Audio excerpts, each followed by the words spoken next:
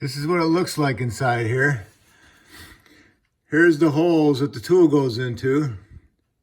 The black tool goes in all three holes and pushes up against it so it doesn't actually have any movement. That little blue one only goes in two holes and allows that gear to flex inside there. That's the one I used, and it dropped, so I could not get the water pump line back up.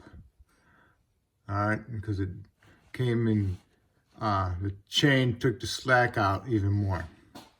So I had to take off my tensioner for that chain. I took it off. I'm gonna get a new one, put a new one on there, and don't have to worry about any timing on because the timing is on this chain. This is the one that goes from the crank up to the cam gears. So, okay. So I got this one on there. I torqued this to 18 foot-pounds, and then it's ready to go. So this is the one you just pull on it, and it takes the slack out, okay? So that's all set to go. So now all they need to do is put a new gasket on there, a new seal, and bolt everything back up and put that long bolt in there and tighten it up. And torque all my bolts, put my dampener back on. It just pushes on, don't need no puller. And then you can go back, lower the vehicle down, raise it up, and you can put your motor mount bracket back on. So if you had this problem, hopefully this will help you, give you an idea of what's going on. All right. Next you need to do is remove the 10mm nut with this wire harness. Then you need to remove all the 10mm screws around it. Okay. Okay, you got the 5 10mm bolts out, and there's 113 that's kind of like on the top that goes on that cover also.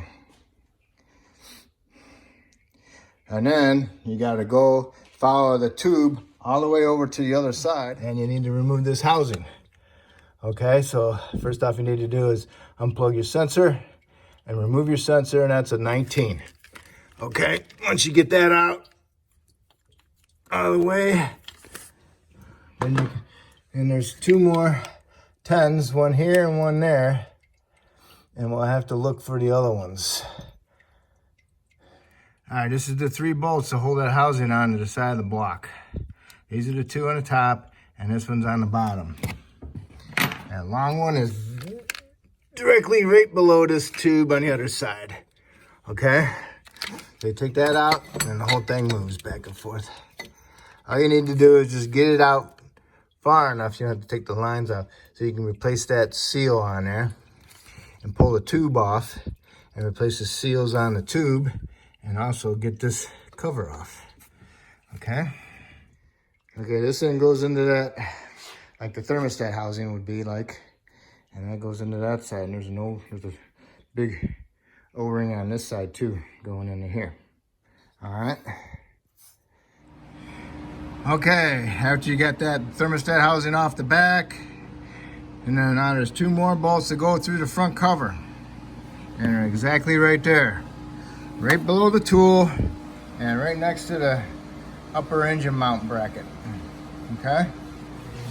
They go into this hole and this hole. Once you got them loose, then it just comes right out. And here it is.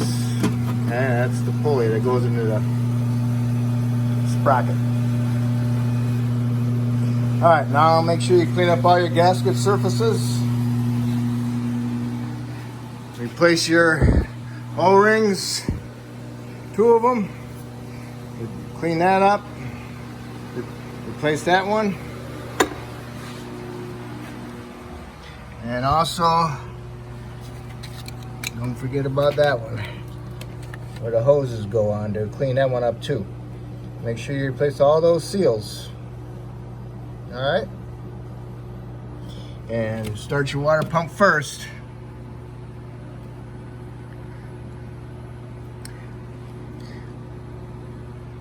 Okay, and then snug up your bolts for that.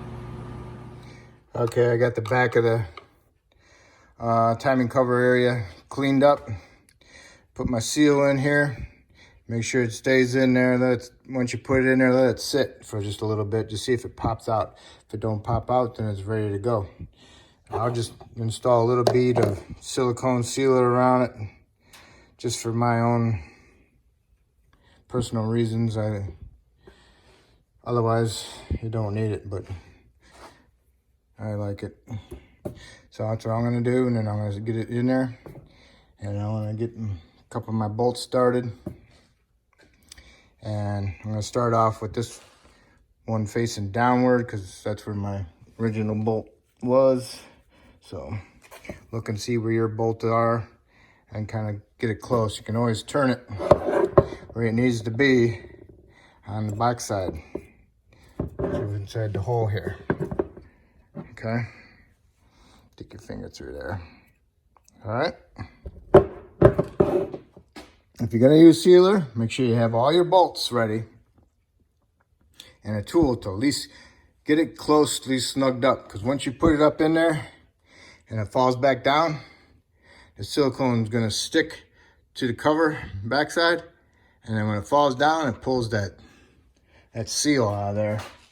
So that's one of the disadvantages of putting a sealer on there. So you gotta keep constant pressure on it up against there so it doesn't fall away from it, okay?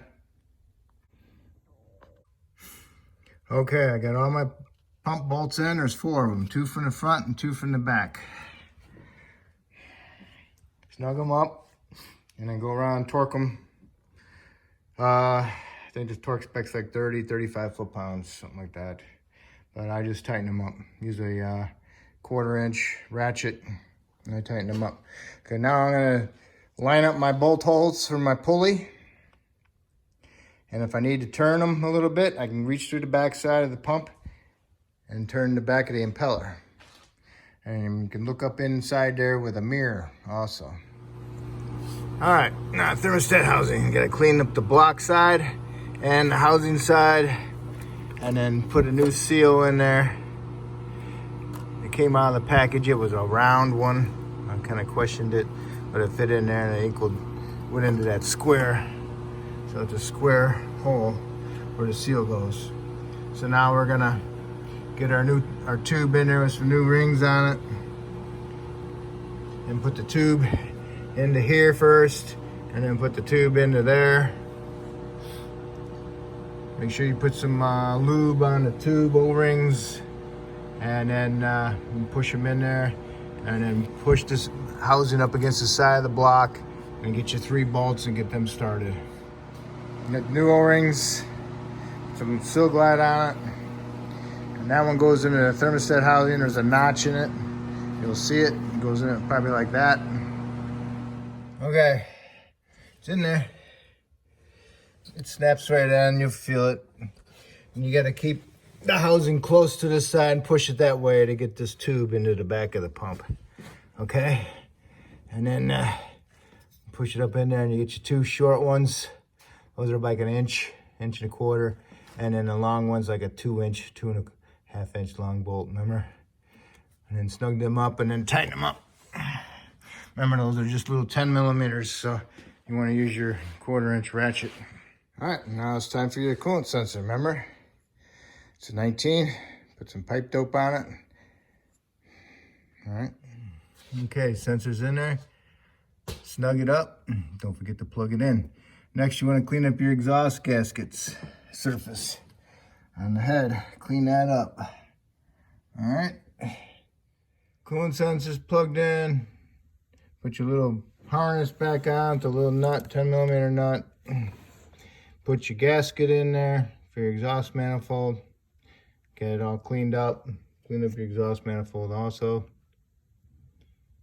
And then put your exhaust manifold in there and start a couple of your nuts and a couple of your stud nuts.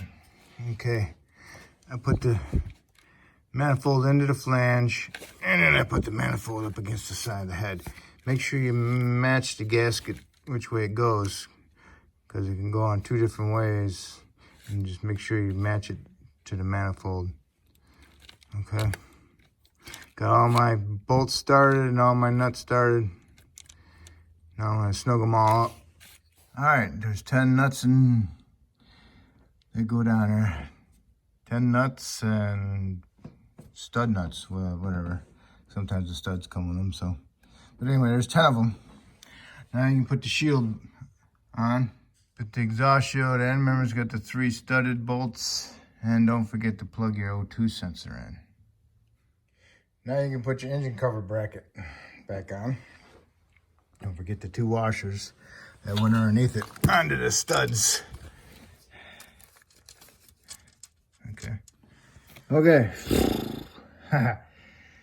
We're back to where we need to be. You got your bolts in on your water pump. You got your cover plate on with the sealer ring towards the front cover. Got your alternator belt on. You got your engine mount bracket, your tensioner on. If you took those apart for dumb reasons. But anyway, okay. Now I need to put on my engine mount. Okay, the 315s and the 218 nuts. Tighten those up. Now you can release your jack. The engine will be supporting by itself now. Now you can put on, pretty sure, the air filter housing. Put your air filter in and put your upper air filter box top on. Now it's time for the engine cover and then the upper intake. I guess that would be the air induction tube. Don't forget to plug in the mass airflow sensor. All right, upper air intake tube is on. Tighten your clamp at your throttle body. Tighten your clamp at the mass airflow. Make sure these are pushed in. It's all set. Put your hose on, your clamp on. Now we're gonna raise it up and hook up our exhaust. Okay, hopefully you put some ASCs on your exhaust studs. Put your nuts on and tighten them up. All right. And now I need to lower it down and put some coolant in it and start it. Okay, it's running. No leaks. Fan creates in it.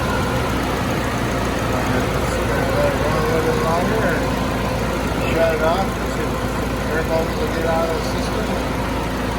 Double check for leaks later on. Okay, well, if I helped you do the water pump on this, that's awesome.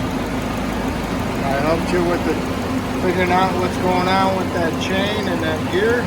That's even better. So anyway, if you could subscribe to me, I appreciate it. If you already did, I want to thank you for that. And good luck.